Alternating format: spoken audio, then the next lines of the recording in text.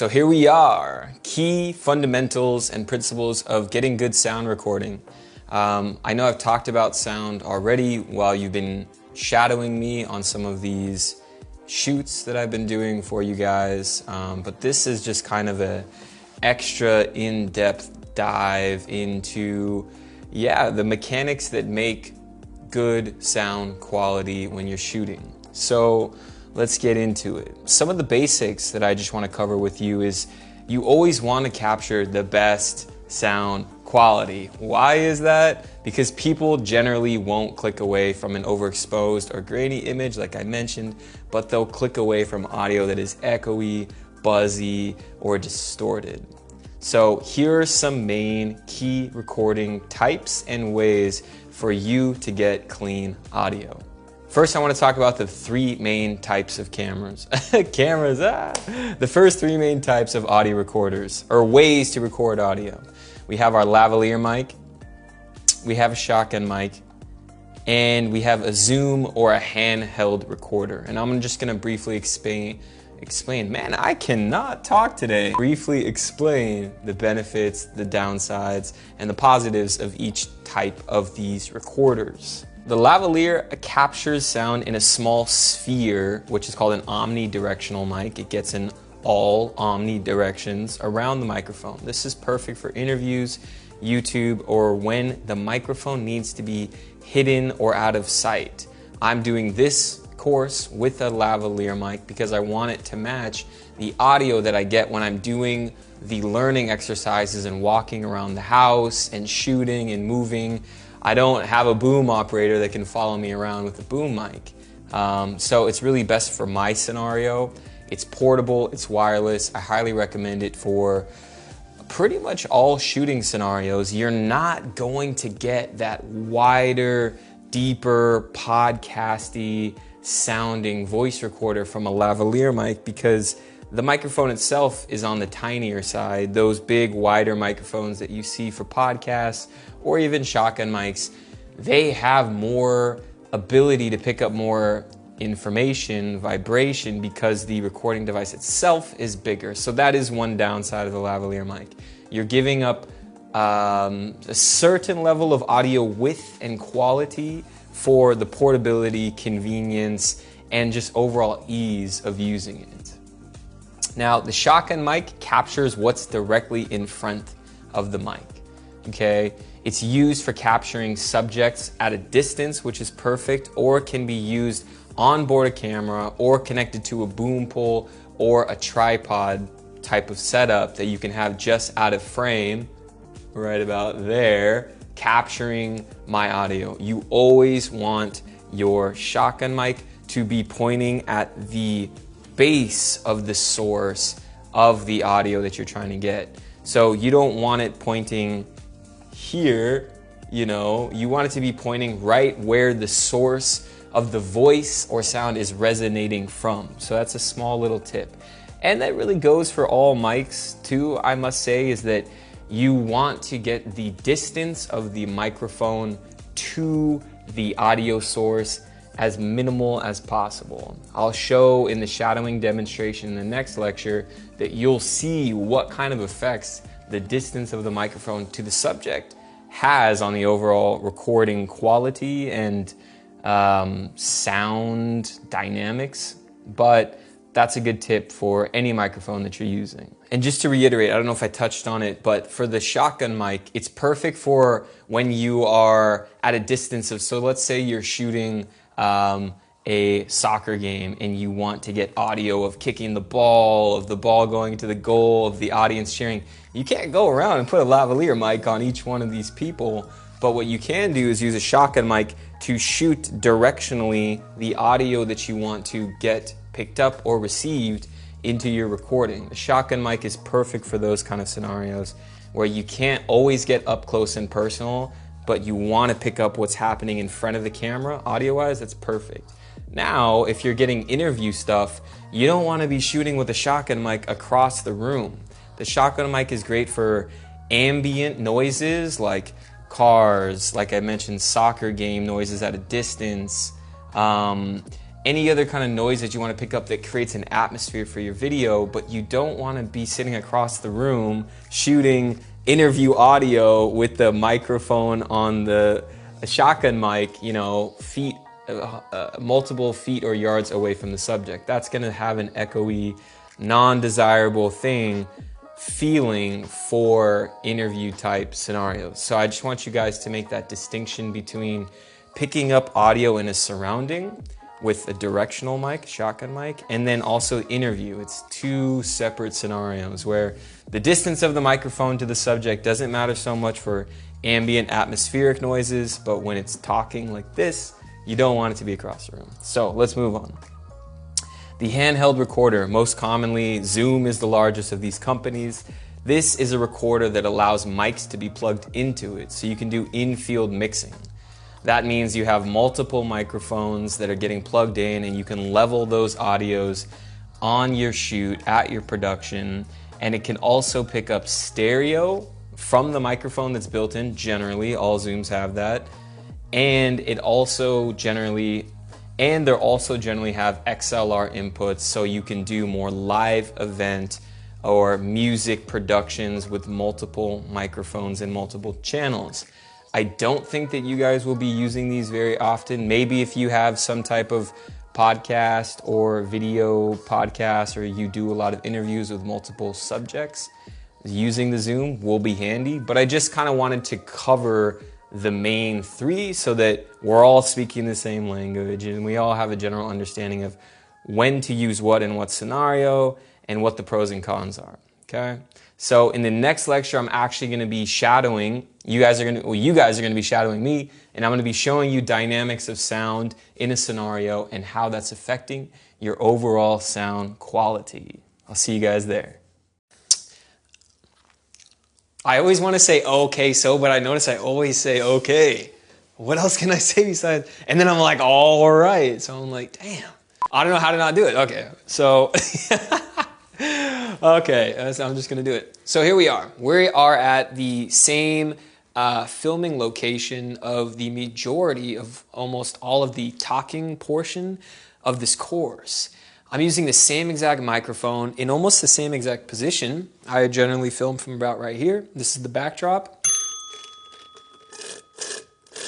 But I'm sure as you've been listening and going through the learning lessons in this course, even though I'm in the same scenario, it sounds quite a bit different. So what we're going to talk about in this learning lesson is sound dynamics, choosing a location to film at in your space that you want to film that has the best sound possible, and how to actually change the scenario to upgrade your sound if the situation isn't that ideal. Now, the reason why, even though I'm standing in this normal place that I've been filming for this course, but it sounds so different, is because I normally have two big sound dampeners that I put up, a big wall of curtains or blankets or anything soft that takes out the reflectivity of the room. And so that's what we're going to kind of go over in this lesson. So I kind of want to start by walking around the house so that you can actually hear the difference of what different scenarios actually sound like. So we're standing in the middle of the room, so we're getting kind of equal echo from all directions. Now, if we see we have a carpet, this is really picking up a lot of the sound reflection. What we want to get rid of is the reverb stuff. The reverb is what makes things not sound good. So if I have my microphone and it's really close to me, there's not going to be that much reverb if I'm talking directly into the microphone. Now, if I hold the microphone out here and I'm still talking, you see that it's not getting nearly as good of sound quality because there's a lot of extra reverb that it's picking up as well. So the very first thing that you want to do is have your microphone as close as possible to your subject. Forgive me for any of the noises that this is creating in your ears as a student, but it's for the learning, okay? So we want to always have the microphone as close as possible, whether that's a shotgun mic, a Zoom mic, a lavalier mic, or even your iPhone. Like I mentioned in the other courses, that audio hack that I showed with the phone, that's the first thing that I want to talk about. Now let's talk about reflectivity. So if I come over here, if I'm talking directly towards this, it's gonna pick up some echo. If I have the same distance, but I'm talking at a wall, you can hear a huge difference in the sound dynamics. So when you're looking at a room, you're looking for good lighting, you're looking for a good background, you're looking for good dynamics for your sound. Now, if I walk into this room and the room is about half of the size, you're going to be able to hear the difference in echo as I'm walking in here. So it's a lot fuller. I can hear myself a lot more, which on the microphone is going to pick up a lot more of that echo. So the way we would solve this is by putting up a sound dampener, by adding rugs, by covering any reflective surface that we can. This is helping. These are certainly helping. But stuff like this, no, this is not helping. So we're going to take a look at adding a sound dampener, but I just want to walk through the house so you guys will be able to kind of think ahead as you're setting up your scene. So let's now take a look and go into a room that has absolutely no sound dampening. And I want you to hear the difference as I'm walking through here. So as I'm walking in here, this room is about the same size as the dining room that we were just in, but I feel like I'm in an echo chamber in here. So same size, like I mentioned, smaller creates more reverb, but more importantly, reflectivity. If I put a carpet in here, if I put some soft things on the walls, couches are great, pillows are really great. You want stuff that's not going to bounce the audio waves around in your environment. So you can see this is this is not usable. I can't film in here until I set it up with proper sound dynamics. Now the next thing that we're going to do is we're going to set up a kind of a homemade thing that you will be able to do at home using just a blanket or a rug that you hang that's going to cut out all of this noise. So remember what this sounds like, and then I'm going to go grab the blanket and we're going to set that up and hear the difference. All right, cool. So now that you guys have seen, it's pretty interesting how different environments reflect sound in different ways, how the settings on the camera or whatever you're using to record, how that changes the sonics as well, and kind of, an overall view of shadowing me on how to choose your locations. Now I want to actually record a voiceover that we're going to use later in this course for you guys so you can see how I would actually go about doing that. So let's do it. I'm going to actually grab this camera in the back and we're going to get started. All right, perfect. So we have this other camera here, and right now I'm going to scroll over to the audio settings. And yeah, right now, as you can see, it's set to manual. Now, if we go into that setting, we can see our record level. And when I'm speaking right now, it's hitting just below -12. And -12 is really the sweet spot where you want to be getting the majority of your audio peaking at or just above that region. You never want it to get to 0 because that's when it starts distorting. So for this shotgun specifically in this scenario, the manual setting is actually set a little bit low. So we're going to turn that up. What I do is just select it, scroll the wheel up, and now you can see where it's pretty much peaking just about or right below the -12, which is perfect. Now what I want to show you guys is the difference in sound quality if we take a listen to me talking and then when I stop talking, okay, you hear a little bit of the room tone, a little bit of the atmosphere. But if I were to change it to automatic, let's see what that sounds like. Now we're on auto, and so we can see what the recording situation and what the recording quality sounds like. So while I'm talking, it sounds fine, but when I stop talking, the camera is doing its best to boost the levels to what it thinks that I want to record, right? So the auto is great for different scenarios where you don't really have the capability of changing settings. Let's say you're at a concert and it's quiet and there's people that you're interviewing and talking to, and then you're recording the live audio of the concert coming through the speakers. That's going to be a big fluctuation. That situation, you may want to do auto unless you're going to be, you know, changing your settings, but it's just good to know that when you have a sit-down interview or you're sitting down and recording your own video, you want to set that audio recording setting to manual so that you can get the crisp audio that's hitting at the right amount of input for your voice. And then when you stop speaking, it's not trying to fluctuate the amount of input to maintain that amount of sound that's coming in. And you know what, actually, I want to show you guys maybe a little bit of close-ups for the kind of sound slash light situation setup that I have right here, just in case you have any questions. So this light is simply a 36-inch diffuser. Okay, I think I got that at Sammy's Camera for like 30 bucks. So this is a really great purchase to add soft lighting and also works secondly as a great sound dampener. Now this is simply just a C-stand that has a 90-degree articulating arm, okay? And I just took a sheet and put that over the arm. Super simple, with 2 clamps at the top. Super easy, super simple way to get a very large change in the quality of your sound. And you can go more intense into the amount of sound dampening that you do, or less. It's really a personal preference up to you of how solid you want your audio to be coming through. But this is an easy way that takes maybe 10 to 15 minutes to set up. And if you're one of those people that's shooting with a permanent setup at your house or wherever you shoot, doing an option like this is an excellent way to make all of your future videos sound much better. In the next lecture, I'm going to be diving into me actually recording my own voiceover, and you guys will my own voiceover, and you guys will be able to see what that looks and what that sounds like. So let's check it out.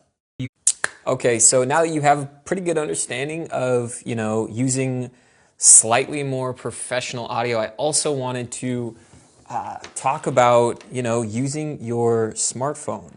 So I'm going to do a screen recording here. And I've actually found that the audio directly from the microphone on iPhones and smartphones in general can be pretty dang good if you know how to use it. So one option for you is to attach a lavalier mic directly into your smartphone. You're going to have to get various adapters. I will link the products that I recommend in the next lecture so that you guys can see what I use if I do have to record audio using a lavalier mic through my smartphone. Rode is an excellent company that makes it very easy to do this. Of course, you'll need the little lightning bolt, Thunderbolt, lightning bolt, adapter, whatever it is. But this is a great option. So I'm going to hit record, and you guys will be able to see what that sounds like directly into my phone versus what it sounds like using just the audio from the phone speaker itself. This is what it sounds like just using the audio from the mic in the phone. But I want to show you a little bit of a hack that I found here doing voice recordings on the road and not really having time or not really having the right equipment while I've been traveling. What you can do is actually bring the microphone from your phone close to your mouth, but you don't want to have the mic directly pointed here because the p and the s is going to really pick up in the mic. And so the little hack that I've found is turning the phone sideways and talking into it directly this way, really close to the mouth. You can actually get good sounding audio. So if you guys are recording a voiceover for a video that you're doing, or a trailer for your YouTube channel, whatever it is, smartphone can really get you really decent, really good sounding audio. So I just wanted to add this little tip here that you can either use lavalier going directly into the camera if that's not something that's available to you. There are very decent lavalier mics that go directly into the smartphone, and there's even the shotgun ones that I don't personally have, but I will link because I've had friends use it, and it works really well for more of the vlogging style. I'll link that in the next lecture. But trust me, if you use the built-in but hold it sideways to the mouth so that the air is not hitting the speaker directly, but the sound is still getting picked up very cleanly, you will be surprised. I've used it for a few projects in a pinch to record my own voiceover. So I hope that little smartphone hack helps you guys out, and I will see you in the next lecture. So that's pretty crazy. Sound dynamics is huge. I would much rather record my audio on a decent microphone in a setup with good sound dynamics than a super expensive microphone in an echoey room with loud, distracting, buzzing noises, or anything that's gonna really degrade the overall clarity of your sound. So now what we're gonna do is work on recording your new and improved audio with the techniques that we've learned. So we're gonna be synthesizing these techniques, and you're gonna be able to apply these enhancements to your own recording. So I want you to record your voice using this new knowledge, and this can be used as the voiceover for the B-roll montage we're gonna shoot later in the course. I mentioned that a few times. If you haven't gotten your voiceover yet, don't worry, but it is important because we're gonna keep building these techniques on top of each other so that by the end of the course, you're gonna have everything that we brought together all in one video. That's really the goal. One video that you walk away with all these techniques that are highly produced with a better final product. So while you're doing your voiceover, getting your more enhanced audio, you can record video of that if you'd like as well. Or you can just record audio of it, totally up to you. So your assignment is to apply these techniques we've learned to get crystal clear sounding vocals. The first example that you're gonna record is your vocals in a normal environment without any changes or without any use of the techniques we've gone over. In the second example, you're gonna hit the record button and record your vocals with the new techniques used. These techniques are proper mic settings, proper placement, choosing the right type of environment, canceling out any kind of background noisemakers, and setting up your surroundings with good sound dynamics using a DIY setup or using any type of belongings or equipment that you have that's gonna set up a great sounding environment.